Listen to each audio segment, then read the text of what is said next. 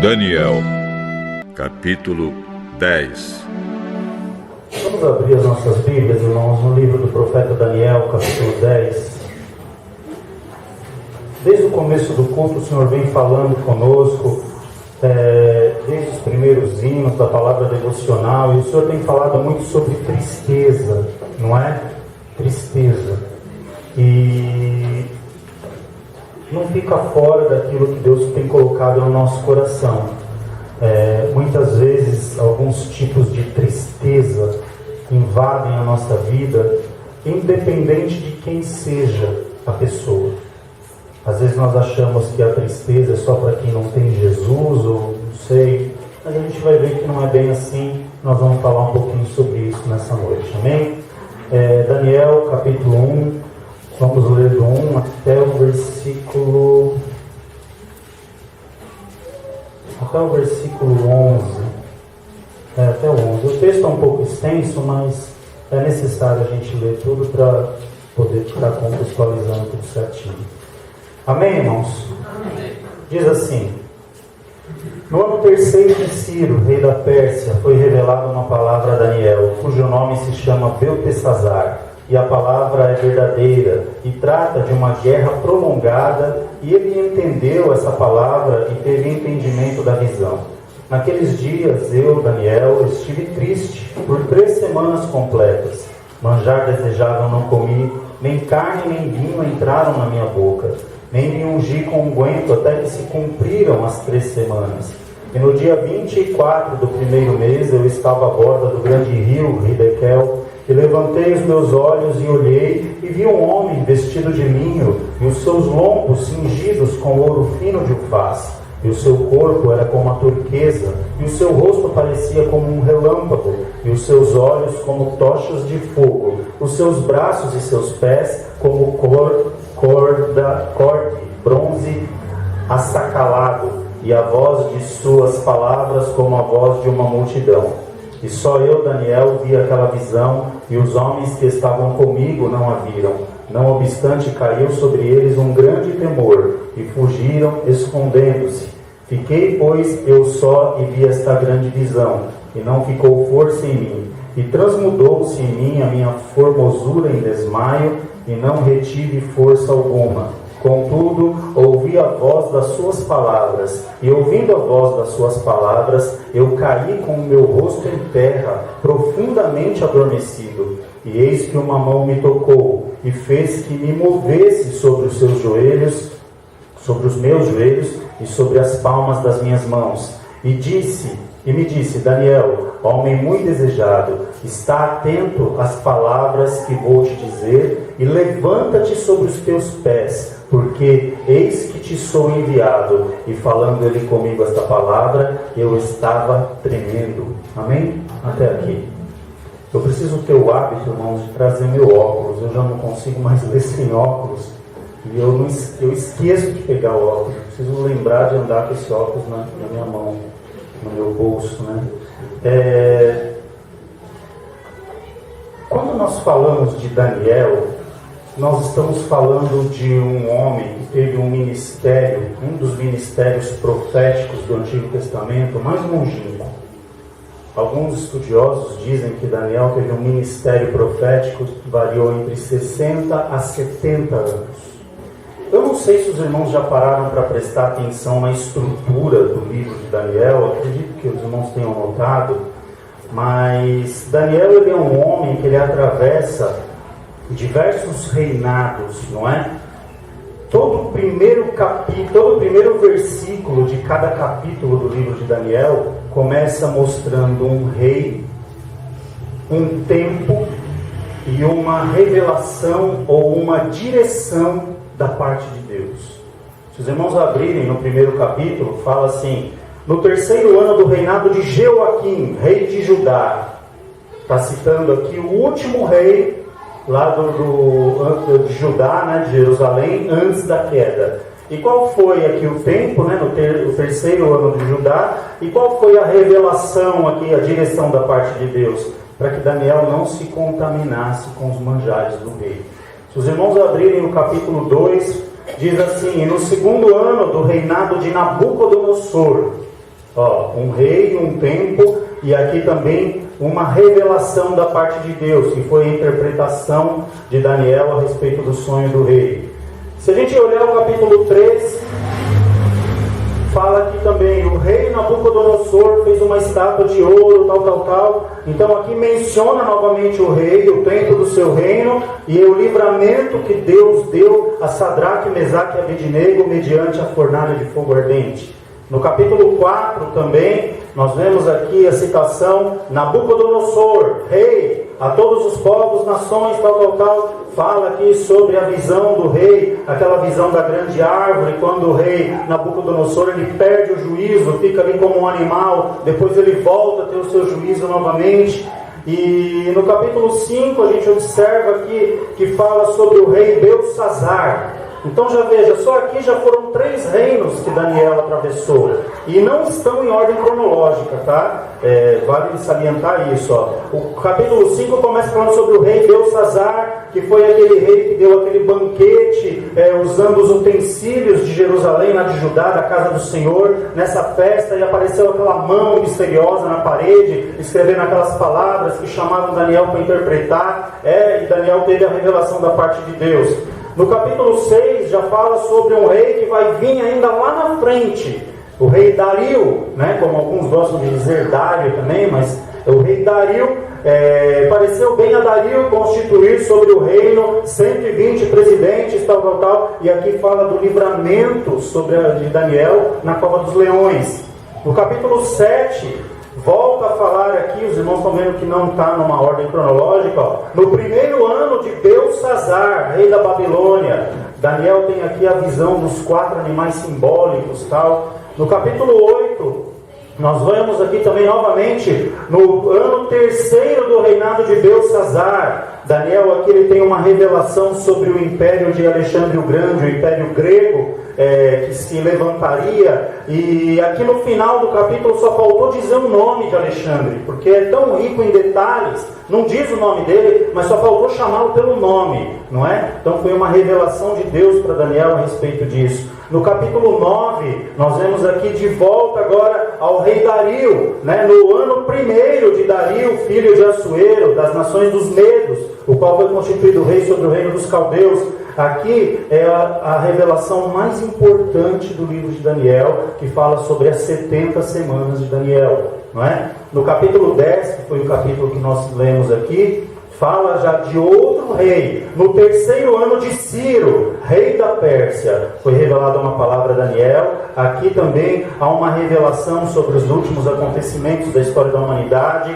Aqui no capítulo 11, né, a gente já está aqui, vamos terminar, fala também sobre o primeiro ano de Dario, Medo, levantou, já voltou para o reinado de Dario, e no capítulo 12 em específico, ele não cita um rei, mas fala de um reino, representado aqui por Miguel, o arcanjo Miguel, e se refere ao grande reino de Deus, né? Onde ali o Senhor viria julgar os vivos e os mortos, enfim. Naquele tempo se levantará Miguel, o grande príncipe, que se levanta pelos filhos do teu povo, e tal. Então, nós vemos aqui que cada capítulo de Daniel trata com um rei, com um tempo e com uma revelação. Isso talvez ajude os irmãos na estrutura de Daniel, quando os irmãos quiserem ler, a compreender melhor um livro que é um dos livros mais difíceis do Antigo Testamento, tá?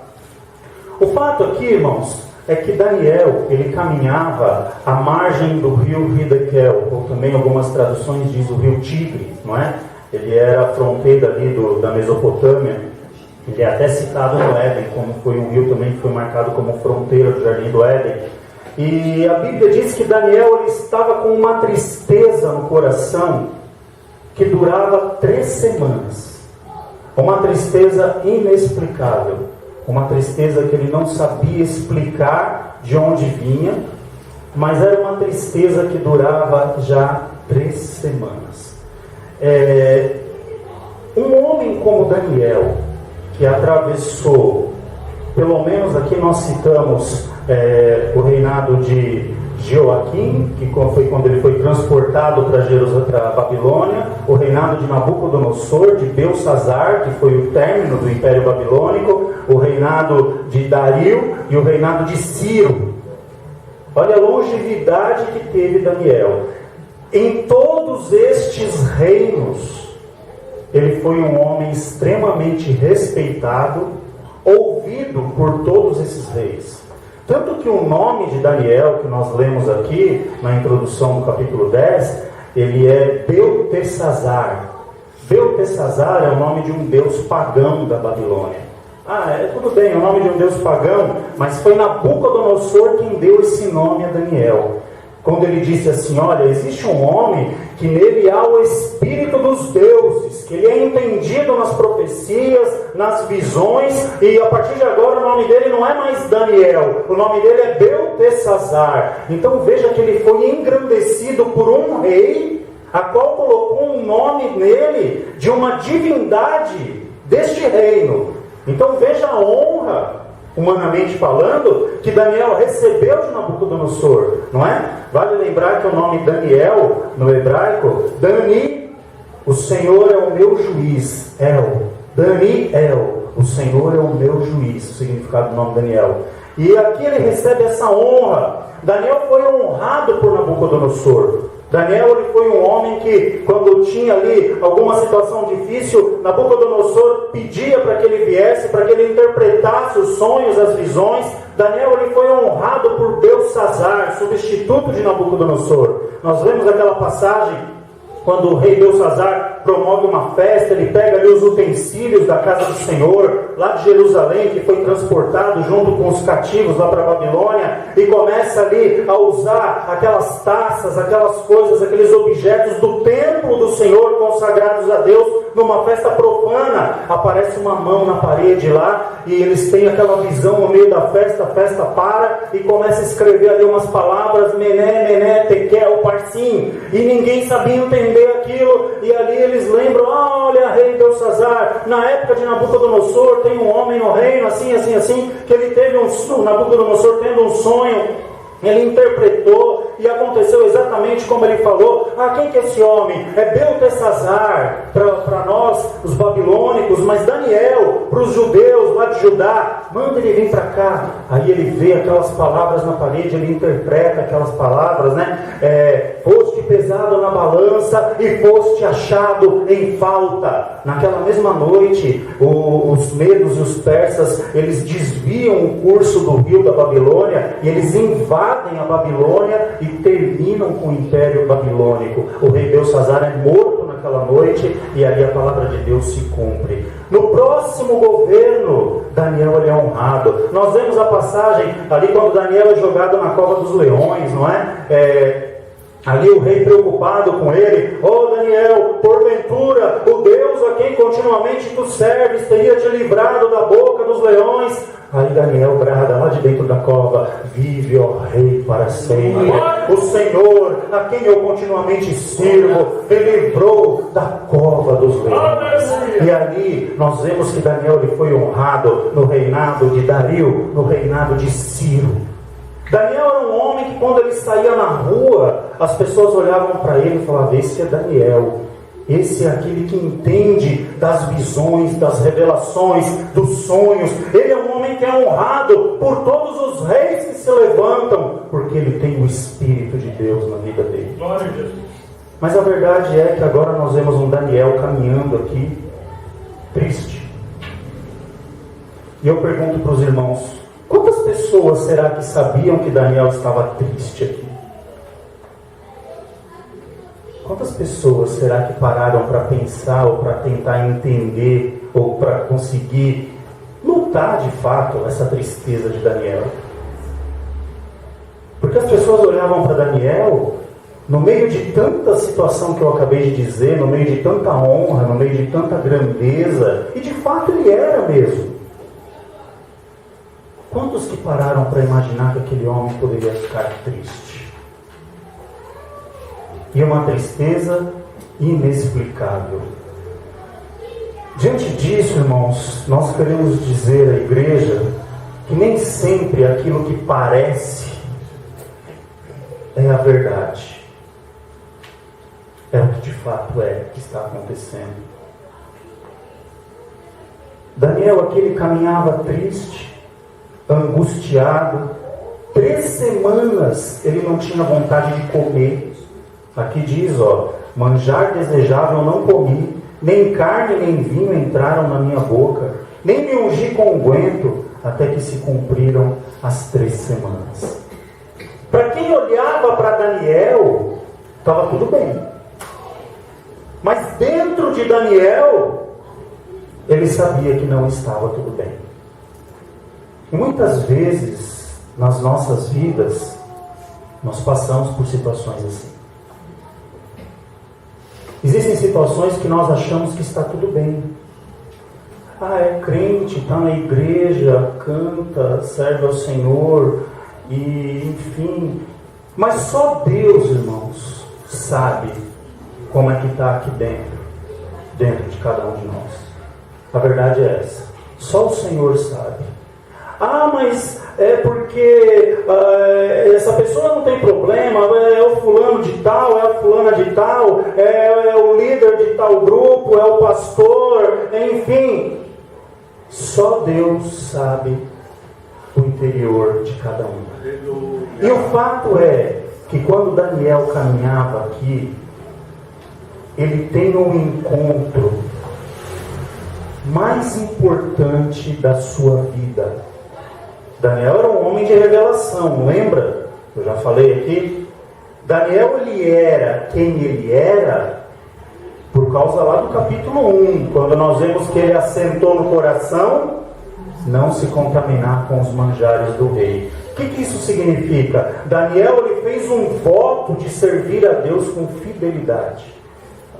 E Deus o honrou, porque do meio daquela leva de pessoas que vieram cativos de Judá, foram separados 4 rapazes, e Daniel foi escolhido como o primeiro da lista. Então Deus o honra aqui de uma maneira extremamente, o eleva de uma maneira grandiosa. Mas aqui Daniel, ele tem um encontro. Veja com quem Daniel se encontra aqui no capítulo 5. Levantei os meus olhos e olhei, e vi um homem vestido de linho, e seus lombos cingidos com ouro fino de ufaz.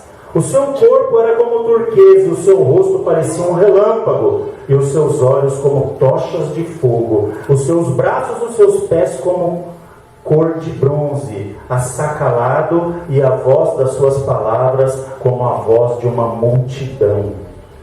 Lembra a visão de Jesus lá no Apocalipse que João tem? E os seus olhos eram como chama de fogo, o seu rosto reluzia como ouro puro, as suas vestes brancas, mais alvas do que a neve.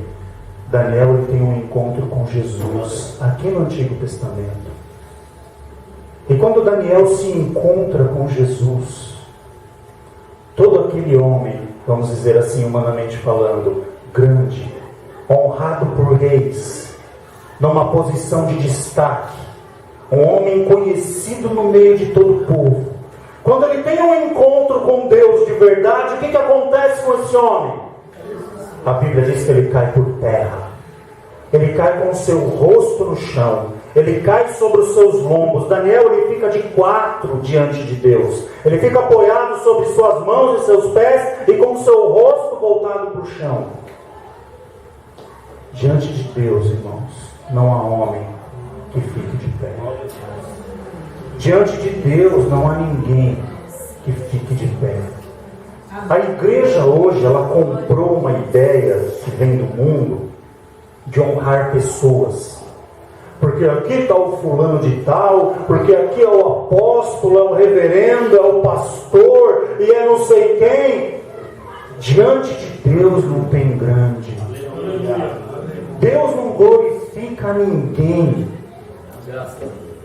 Deus não chama ninguém de Senhor. Deus não engrandece ninguém na sua presença. Sabe por quê? Porque no céu não tem título. Lá no céu não vai ter esse negócio de doutor, de graduado, de bilíngue, de pastor, de reverendo, não. Não adianta eu chegar lá no céu, não, porque eu sou o doutor fulano de tal, escuta, e comigo agora, como é que é? Como é que fica a minha situação aqui? Não, no céu não vai ter disso. Sabe qual é o título que nós vamos ter no céu? Redimidos. Uma multidão de redimidos. E se você fizer parte dessa multidão, é a melhor notícia que você pode ter na tua vida. Aleluia! Lá não vai ter título, não vai ter grande, não vai ter doutor, não vai ter sábio, não vai ter filósofo, não vai ter nada disso, porque diante de Deus todos nós nos prostramos. É interessante quando a gente fala sobre isso, me vem à mente Jó. Lembra de Jó? A Bíblia diz, lá no capítulo 1, nos primeiros capítulos de Jó, que na terra de Uz havia um homem importante, o homem mais rico do Oriente. E o nome dele era Jó. Ele era rico, um homem importante, reconhecido. E nós conhecemos a história de Jó, não tem tempo para falar aqui agora. Jó, ele perde tudo ali no capítulo 1, no capítulo 2, ele fica doente, tudo ali sob a permissão de Deus. E o livro de Jó, ele passa, a trama da história de Jó, ela se desenvolve, o livro todo em Jó tentando entender aquilo que lhe aconteceu. Chega aqueles amigos, né, poderíamos dizer assim, os amigos da onça, né, como se diz, que só vêm ali acusar, e falar mal e querer achar pecado na vida de Jó. E Jó, a Bíblia diz que é assim mesmo. Ele não peca contra Deus. Mas Jó, ele fica questionando, ele fica tentando entender aquilo que aconteceu na vida dele, para que as coisas fossem por aquele caminho, para que as coisas tivessem acontecido daquela forma. E Deus fica em silêncio. E Deus só fica ouvindo as exclamações de Jó. Quando chega no capítulo 38, Deus começa a falar. E sabe o que Deus diz para Jó? Tá bom, Jó, te ouvi até agora. Agora você me escuta.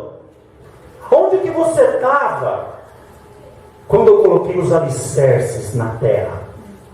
Quando eu fiz o fundamento da terra? Quando eu construí sobre o que o planeta ia ser edificado? Onde você estava, Jó? Onde é que você estava, Jó, quando eu disse para o mar, aqui você vem e daqui você não passa? Quando Deus colocou medidas. Esse negócio do mar é tremendo. Você vai para a praia hoje, a divisa do mar está ali, ó. A areia, as avenidas. Se você for lá daqui 50 anos, está do mesmo jeito. Quando chove demais, que dão esses temporais, que alaga tudo, os rios transbordam, as cidades enchem, você vai na praia, a água do mar está ali, ó.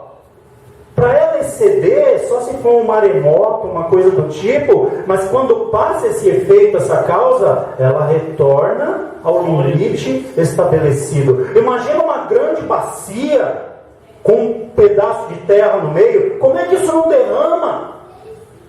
Como é que não invade, não acaba com tudo? Porque Deus estabeleceu limites. Onde você estava, Jó, quando eu coloquei limite para os mares? Quando eu ordenei, até aqui a água chega e daqui ela não passa? Onde você estava, Jó, quando eu criei as nuvens e dei ordem para que elas se tornassem chuva? Leia o capítulo 38 de Jó. Onde você estava, Jó, quando eu desatei o laço aos 7 estrelos e a constelação de Órion? Quando eu ordenei para que a Ursa Menor, falando de constelações, quando eu criei, detalhe, a constelação de Órion e da Ursa Menor foi descoberta pela ciência cerca de 1.500 a 2.000 anos depois de ter sido dita aqui no livro de Jó. Joga no Google lá, constelação de Órion, para você ter uma ideia do que Deus está falando para Jó. Joga no Google lá, as estrelas, a constelação da Ursa Menor, para você ter uma ideia daquilo que Deus está falando para Jó. E Deus vem dizendo para Jó, onde você estava quando eu criei todas as coisas? E você acha que essa situação da tua vida fugiu ao meu controle? Aleluia. Que isso que você está passando ou está vivendo fugiu ao meu controle? Aleluia. A grandeza de Deus diante de tudo isso, irmãos. E Daniel, esse homem grande humanamente falando, eu não estou falando contra Daniel aqui não, tá? Não estou falando que Daniel se achava, era soberbo, nada disso. Daniel, ele era grande mesmo humanamente falando. Deus o engrandeceu. Mas a verdade é que diante de Deus, ele cai por terra. E muitas vezes nós andamos nos achando que somos grandes, achando que sabemos alguma coisa, achando que somos donos da nossa própria vida, fazendo aquilo que achamos que é certo, fazendo aquilo que a gente acha que tem que fazer, porque a vida é minha, eu é que mando na minha vida, até Deus chegar na sua vida. Porque quando Deus aparecer na sua vida, você vai cair por terra. Você vai cair com o rosto em terra. E você vai ver que os teus caminhos próprios não te levam a lugar nenhum. Que o teu andar por tua conta não vai te levar para lugar nenhum. Porque por maior que Daniel fosse na presença de Deus, ele cai com o rosto em pó, com a cara no chão. Então, ninguém pense que é dono de alguma coisa. Porque, como foi, eu cheguei aqui na igreja, hoje os jovens estavam cantando e ensaiando, porque dele e por ele. Até o Eliseu leu esse versículo. Cadê o Eliseu? Foi esse versículo que você leu lá em Romanos? É Romanos? Porque dele e por ele e para ele são todas as coisas. Salmo 24 diz: do Senhor é a terra e toda a sua plenitude. Nós não somos donos de nada. A minha vida e a tua vida não é tua.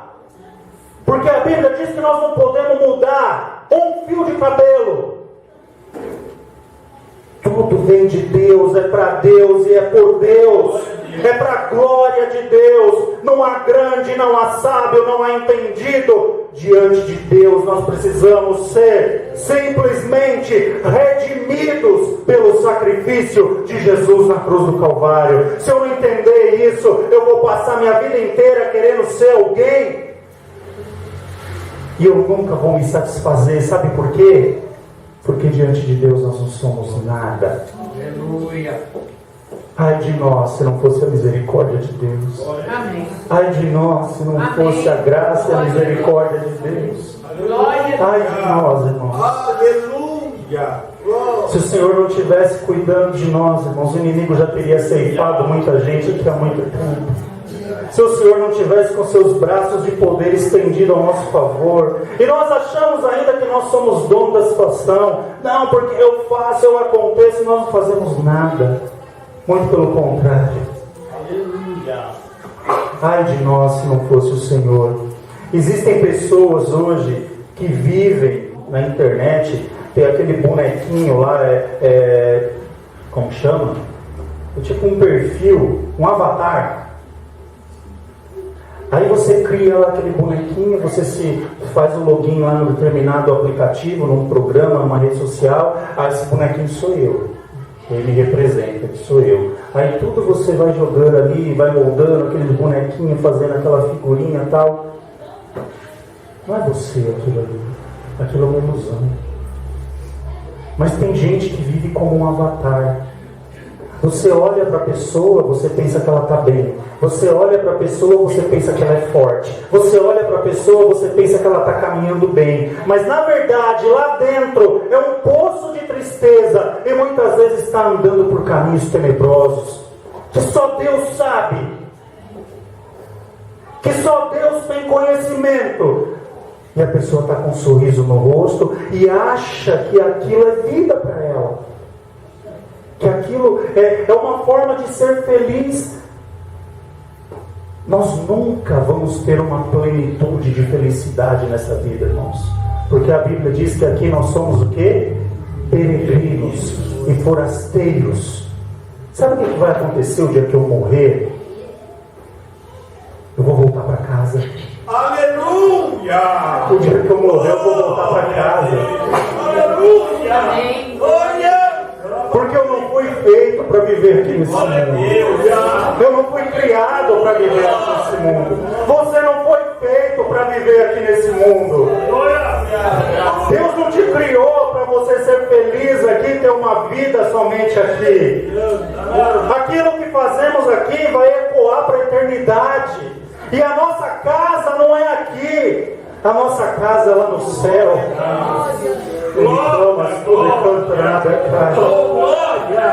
A nossa vida não está resumida aqui. A nossa vida, ela vai ser eterna na presença de Deus.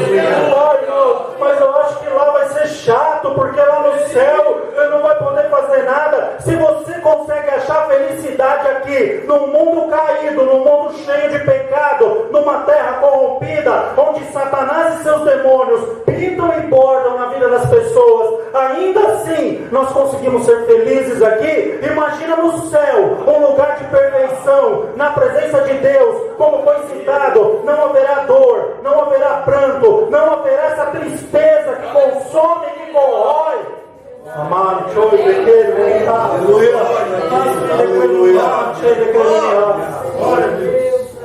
nós não fomos criados para viver aqui. A nossa casa não é aqui. A nossa felicidade não está aqui. A plenitude dos meus e dos teus dias não vão acontecer aqui. Vai ser no céu. Engana-se quem acha que vai sair vivendo a vida por aí e vai encontrar felicidade aqui. É mentira. Porque se fosse assim, os ricos, os milionários deste mundo não se matavam, não se afundavam nos vícios, na droga, na bebida, na prostituição. A vida deles é vazia, porque eles não conhecem o que nós conhecemos. E a verdade é uma só: diante de Deus não tem avatar, diante de Deus não tem máscara, diante de Deus não tem faz de conta, diante de Deus não tem o que parece ser, mas não é. Diante de Deus nós caímos por terra. E quando Daniel cai diante de Deus, quando ele se prostra diante de Deus, aqui a Bíblia chama, nós na teologia chamamos essa passagem de teofania. É uma visão de Deus, quando Deus se apresenta para alguém. Claramente aqui Jesus se apresenta para Daniel. E sabe qual é a vontade de Jesus para Daniel aqui? Daniel, verdadeiramente eu quero te colocar em pé. Mas agora é diferente. Eu quero te colocar em pé na minha presença.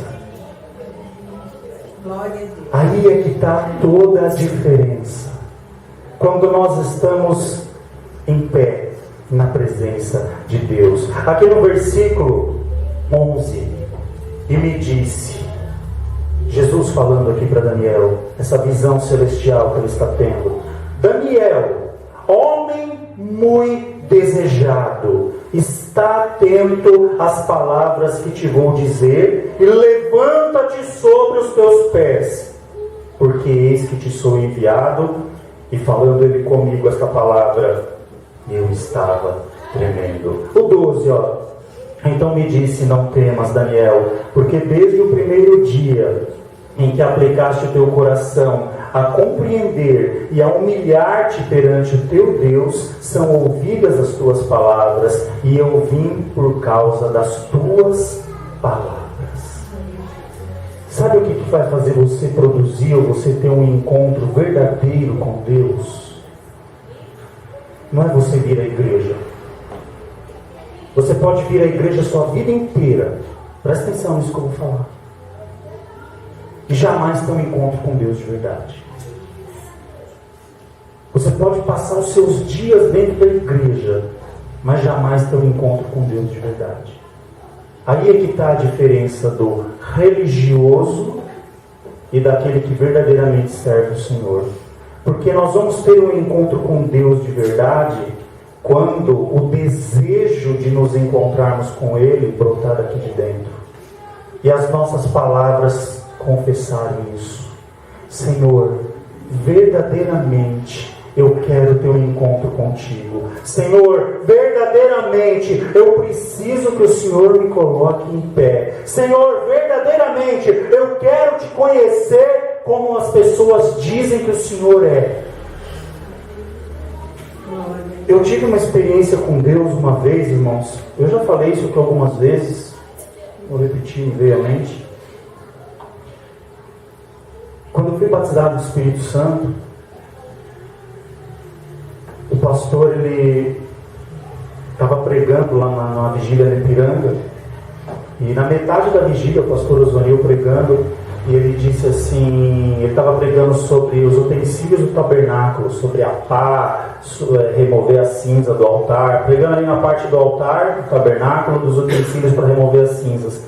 E ali ele pregou, discorreu ali a palavra, e ele disse, olha, Deus vai batizar 10 hoje com o Espírito Santo. E ainda ele até brincou, ele falou, o que passar vai de lambuja.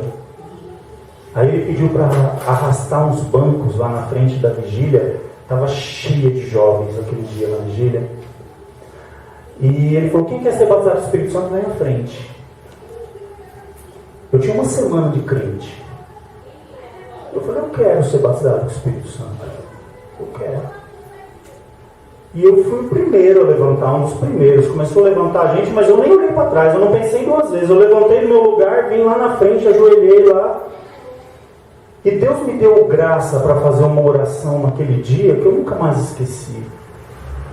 Eu orei exatamente desse jeito. Eu falei, Senhor, se o Senhor for como esse povo diz que o Senhor é, se o Senhor faz tudo isso que esse povo diz que o Senhor faz, eu quero que o Senhor faça na minha vida. Porque 28 anos da minha vida eu tentei do meu jeito, mas não deu certo. Então, se for assim mesmo como esse povo está falando, eu quero viver isso.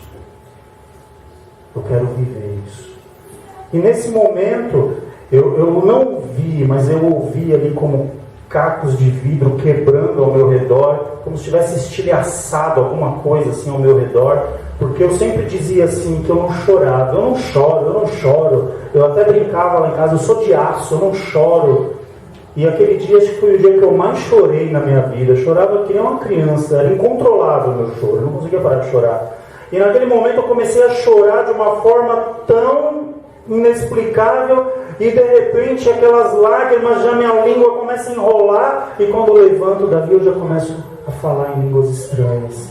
E ali, pela misericórdia de Deus, o Senhor, Ele começou a transformar a minha vida. Estou falando de mim, meu testemunho pessoal. E tem sido assim até hoje. Não significa que Deus transformou lá e acabou lá. Ali foi o início. E tem sido assim até hoje. Até hoje. E eu continuo pedindo para Deus, Senhor, eu preciso ser alguém melhor. Senhor, eu preciso ser limpo na Tua presença. Senhor, eu preciso ser uma pessoa melhor. Porque o status, a posição, o fato de estar no púlpito não importa. Diante de Ti eu preciso ser alguém melhor. Nós precisamos, irmãos, estar em pé diante de Deus de verdade. E a palavra de Deus para a igreja nesta noite é a seguinte: levanta-te, se põe em pé. Deus não quer ver ninguém andando aqui de fachada. Deus não quer ver ninguém andando aqui de aparência. Deus não quer ver ninguém andando aqui supostamente vivendo uma vida, mas vivendo outra. Deus, Ele quer que nós verdadeiramente estejamos de pé na presença dEle. Vamos nos colocar em pé, irmãos, vamos orar a Deus. Aleluia!